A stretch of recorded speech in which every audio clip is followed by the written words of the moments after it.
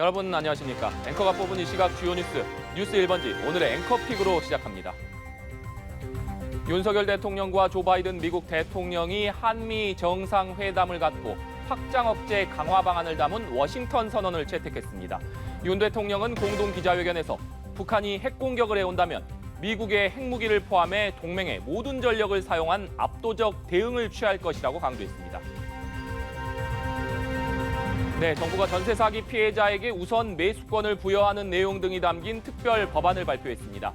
2년간 적용되는 이번 법안에 보증금 직접 지원 방안은 포함되지 않았습니다. 경기도 화성 동탄 신도시에서 발생한 오피스텔 전세금 피해 의심 사건을 수사 중인 경찰이 강제 수사에 돌입했습니다.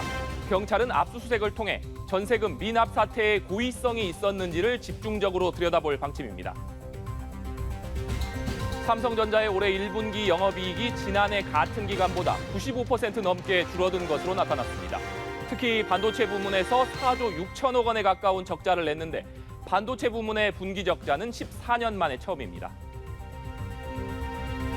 금융당국이 주식시장에서 하한가 종목이 속출한 SG증권 사태와 관련해 주가 조작 세력의 사무실과 주거지 등을 압수수색했습니다. 투자자들의 피해액이 수천억 원에 달할 것으로 추정되면서 검찰도 본격 수사에 나섰습니다. 한미 정상이 대북 확장 억제 강화 방안을 담은 워싱턴 선언을 공식 발표했습니다. 미국의 핵자산 운용에 우리가 관여하기 위한 핵 협의 그룹을 창설하고 북한의 핵 공격에 미국이 핵무기 등으로 맞대응을 하겠다는 약속이 담겼습니다. 핵 잠수함 같은 전략자산 전개도 더 빈번하게 이루어집니다. 한미 정상회담 첫 소식은 워싱턴에서 방현덕 기자가 전해왔습니다. 윤석열 대통령과 조 바이든 미국 대통령이 정상회담을 마치고 워싱턴 선언을 발표했습니다. 북한의 핵 위협에 맞서 미국이 제공하는 억지력, 즉 확장 억제의 획기적 강화 방안을 별도 문서에 담은 겁니다. 북한의 핵 공격 시 즉각적인 정상 간 협의를 갖기로 했으며 이를 통해 미국의 핵무기를 포함하여 동맹의 모든 전력을 사용한 신속하고 압도적이며 결정적인 대응을 취하기로 약속했습니다.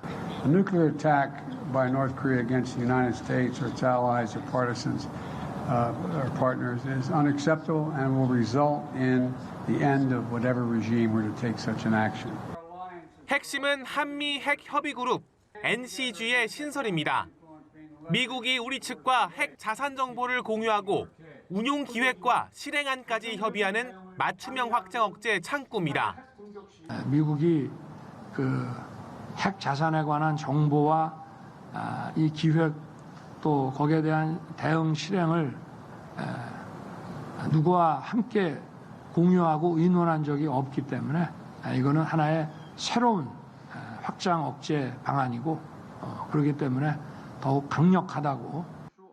핵탄두 미사일을 탑재한 핵잠수함의 한반도 기항 등 더 빈번한 전략자산의 전개도 약속했습니다. 대신 한국은 워싱턴 선언을 통해 핵 확산 금지 조약 NPT 의무 준수 의지를 재차 못 박았습니다.